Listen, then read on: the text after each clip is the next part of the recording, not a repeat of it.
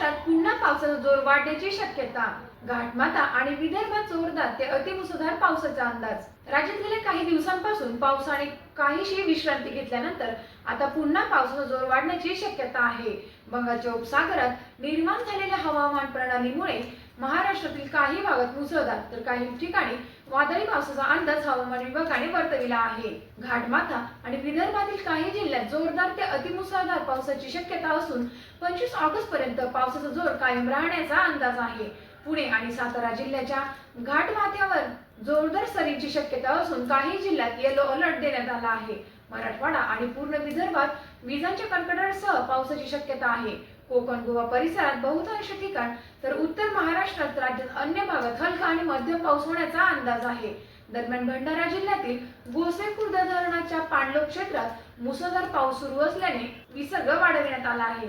धरणाचे 23 दरवाजे अर्धा मीटरने उघडण्यात आले असून प्रति सेकंद 96,417 क्युबिक्स पाण्याचा विसर्ग सुरू आहे. नदीकाठच्या नागरिकांनी सतर्क राहण्याचे आवाहन प्रशासनाने दिले आहे.